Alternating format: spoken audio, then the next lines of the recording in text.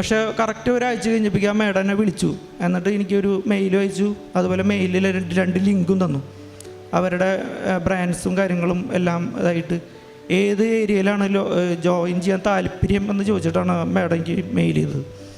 അപ്പോൾ അത് കണ്ടപ്പോൾ അപ്പോഴാണ് ശരിക്കും എനിക്ക് ഈ ഉടമ്പടിയുടെ ഒരു വിശ്വാസം എനിക്ക് വന്നത്. അതുവരെ ഞാനിതൊരു അങ്ങനെ ഒരു കാര്യമായിട്ട് എടുത്തില്ല. അങ്ങനെ ഒരു ഇത് വന്നപ്പോൾ ഞാൻ പെട്ടെന്ന് അത് ആലോചിച്ചു. കാരണം എന്ന് വെച്ച് കഴിഞ്ഞാൽ ഒരു കാരണവശാൽ അത് കിട്ടില്ല എന്ന് എനിക്ക് ഉറപ്പായിരുന്നു. കാരണം ഇതുവരെയായിട്ട് അവർ പുറത്തുനിന്ന് ഒരു കൺട്രീസിൽ നിന്ന് ഒരാളെ എടുക്കാത്ത രീതിയിൽ എടുക്കാനുള്ള ഒരു പ്രൊഫൈൽ അഡ്വാൻറ്റേജ് ഒന്നും എനിക്കില്ല എന്ന് എനിക്ക് ഉറപ്പാണ്. എൻ്റെ പേര് ജസ്റ്റിൻ, വീട് തൃശ്ശൂർ ജില്ലയിൽ കല്ലേറ്റിങ്ങര എന്ന് പറഞ്ഞ സ്ഥലം. ഞാൻ മെഴ്സിഡസ് ബെൻസിൽ ഓട്ടോമൊബൈൽ ടെക്നീഷ്യനായിട്ട് വർക്ക് ചെയ്യുന്നു.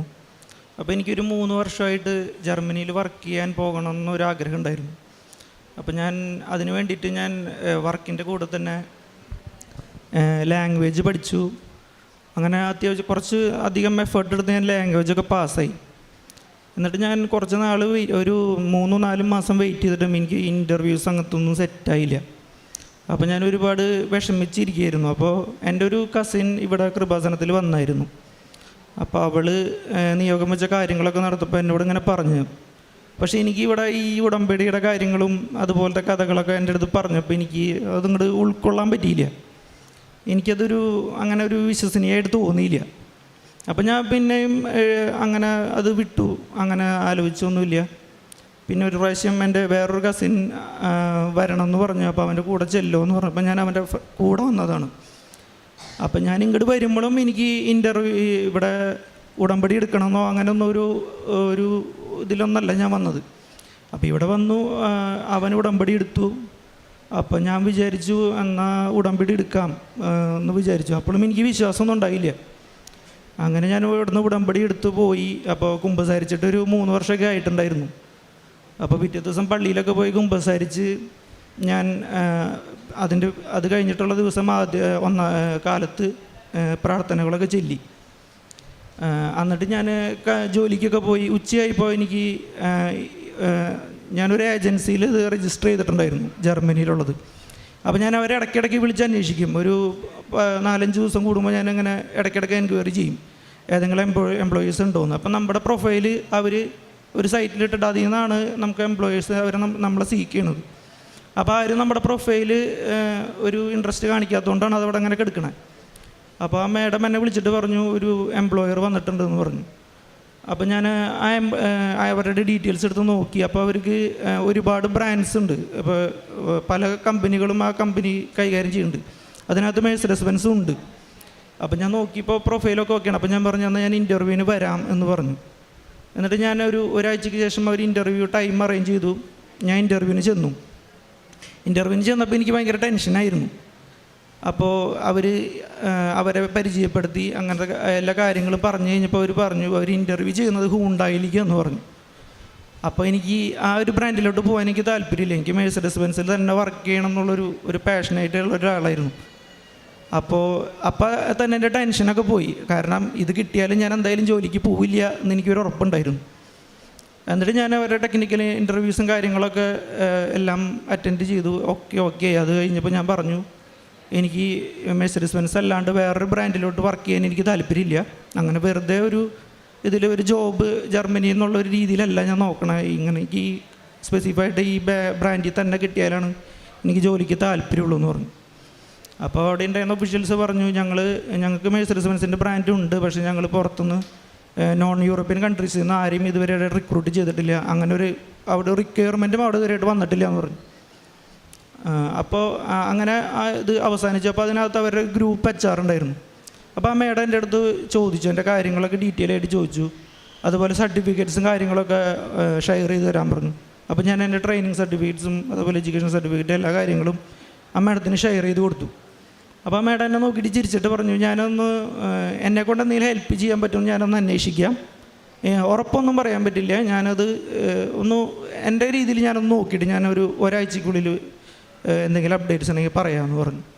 അപ്പോൾ എനിക്ക് കോൺഫിഡൻസ് ഒന്നും ഉണ്ടായില്ല. ആൾ വെറുതെ ഒരു ജനറൽ ടോക്ക് എന്നുള്ള രീതിയിൽ പറഞ്ഞതാവുമെന്നാണ് ഞാൻ വിചാരിച്ചത്. പക്ഷേ കറക്റ്റ് ഒരാഴ്ച കഴിഞ്ഞപ്പോൾ ആ മേഡം എന്നെ വിളിച്ചു. എന്നിട്ട് എനിക്കൊരു മെയിൽ അയച്ചു. അതുപോലെ മെയിലിൽ 2 ലിങ്കും തന്നു. അവരുടെ ബ്രാൻഡ്സും കാര്യങ്ങളും എല്ലാം ഇതായിട്ട് ഏത് ഏരിയയിലാണ് ജോയിൻ ചെയ്യാൻ താല്പര്യം എന്ന് ചോദിച്ചിട്ടാണ് മാഡം എനിക്ക് മെയിൽ ചെയ്തത്. അപ്പോൾ അത് കണ്ടപ്പോൾ അപ്പോഴാണ് ശരിക്കും എനിക്ക് ഈ ഉടമ്പടിയുടെ ഒരു വിശ്വാസം എനിക്ക് വന്നത്. അതുവരെ അങ്ങനെ ഒരു കാര്യമായിട്ട് എടുത്തില്ല. അങ്ങനെ ഒരു ഇത് വന്നപ്പോൾ ഞാൻ പെട്ടെന്ന് അത് ആലോചിച്ചു. കാരണം എന്ന് വെച്ച് കഴിഞ്ഞാൽ ഒരു കാരണവശാലും അത് കിട്ടില്ല എന്ന് എനിക്ക് ഉറപ്പായിരുന്നു. കാരണം ഇതുവരെയായിട്ട് അവർ പുറത്തുനിന്ന് ഒരു കൺട്രീസിൽ നിന്ന് ഒരാളെ എടുക്കാത്ത രീതിയിൽ എടുക്കാനുള്ള ഒരു പ്രൊഫൈൽ അഡ്വാൻറ്റേജ് ഒന്നും എനിക്കില്ല എന്ന് എനിക്ക് ഉറപ്പാണ്. പക്ഷെ എന്നിട്ടും അവരത് എടുത്തപ്പോൾ എനിക്ക് ഭയങ്കര വിശ്വാസമായി. പിന്നെയാണ് ഞാൻ കറക്റ്റായിട്ട് ഉടമ്പടിക്ക് ചെല്ലി തുടങ്ങിയതും പിന്നെ പത്രം മേടിച്ച് കൊടുക്കുന്നതും അതുപോലെ 1-2 ഓർഫണേജിൽ പോയിട്ട് ഹെൽപ്പ് ചെയ്തു. അതുപോലെ ഞാൻ അത്യാവശ്യം എനിക്ക് കിട്ടുന്ന പൈസയിൽ നിന്ന് ചാരിറ്റി ചെയ്യലും കാര്യങ്ങളൊക്കെ ചെയ്ത് അതിന് ശേഷമാണ്. അപ്പോൾ എനിക്ക് ഇതിന്ന് മനസ്സിലായ കാര്യം എന്ന് വെച്ച് കഴിഞ്ഞാൽ ഇത് ഒരു സത്യമുള്ള കാര്യം തന്നെയാണ്. അല്ലാണ്ട് നമുക്ക് അങ്ങനെ പലപ്പോഴും തോന്നും, നമ്മളിത് ഇങ്ങനെ ഇപ്പോൾ എന്നെപ്പോലെ വരാത്തവർക്ക് എല്ലാവർക്കും തോന്നും ഇത് ഇങ്ങനെ ഉടമ്പടി എടുക്കണമെന്നൊക്കെ കാണുമ്പോൾ നമുക്ക് അങ്ങോട്ട് വിശ്വസിക്കാൻ അങ്ങോട്ട് പറ്റില്ല. നമ്മൾ വിചാരിക്കും ഇത് ഒന്നുമില്ല, ഇത് വെറുതെ എന്തോ ഇതുവരെയായിട്ടും വേറൊരു ആരാധനാ ആലയത്തിലും കാണാത്ത രീതിയിലുള്ള ഒരു ഇത് കാണുമ്പോൾ നമുക്ക് അങ്ങനെ തോന്നും.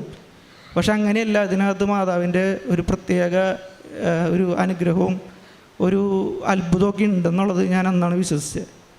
പിന്നെ അതിന് ശേഷം ഞാൻ എല്ലാ ദിവസവും ആഴ്ചയിൽ 3 ദിവസമെങ്കിലും കുർബാനയ്ക്കും കാര്യങ്ങൾക്കൊക്കെ പോയി ജീവിതത്തിൽ നല്ലൊരു മാറ്റം വന്നതും വീട്ടിൽ എല്ലാ ദിവസവും കുർബാന കൊന്ത ചെല്ലലും കുടുംബ പ്രാർത്ഥനയൊക്കെ ചെല്ലിയതും അതിന് ശേഷമാണ്.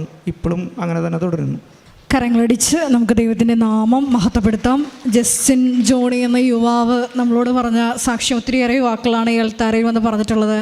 ആദ്യം കൃപാസനത്തെ പറ്റി കേൾക്കുമ്പോൾ ഇവിടെ നടക്കുന്ന മരിയൻ ഉടമ്പടിയിൽ ഇങ്ങനെ 6 നിബന്ധനകൾ പാലിച്ചാൽ 6 നിയോഗങ്ങൾ നടക്കുമെന്ന് അങ്ങനെയൊക്കെ പറയുമ്പോൾ ഒത്തിരിയേറെ യുവാക്കളാണ് യുക്തിപരമായിട്ട് ചിന്തിച്ചതിനെ തള്ളിക്കളയുന്നത്. ആ ഒരു കാറ്റഗറിയിലായിരുന്നു ഈ ജസ്റ്റിൻ എന്ന ഈ മകനും.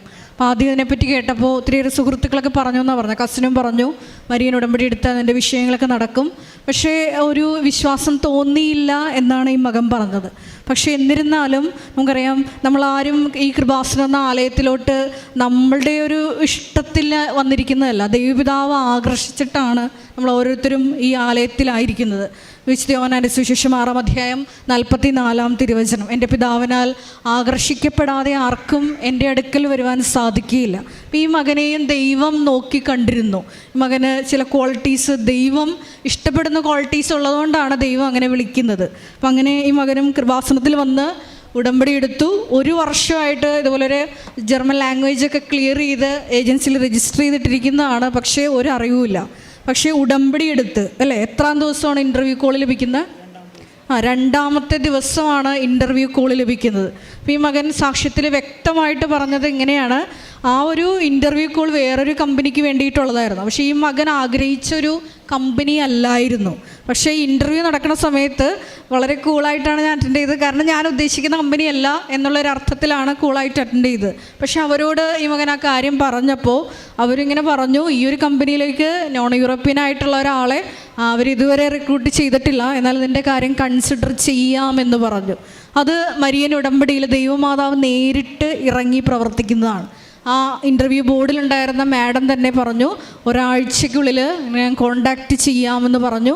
അവർ തന്നെ ആ ഒരു കമ്പനിയിലോട്ട് ഫോളോ അപ്പ് നടത്തി ഈ മകൻ്റെ ജോലി അവിടെ ശരിയാക്കി കൊടുത്തു. ഏതാണ് പഠിച്ചത്, എന്താണ് പ്രൊഫഷൻ, എന്താണ്? മൈക്ക് അടുപ്പിച്ച് ചോറ്. ഞാൻ പഠിച്ചത് ഓട്ടോമൊബൈൽ എഞ്ചിനീയറിംഗ് ഡിപ്ലോമയാണ്.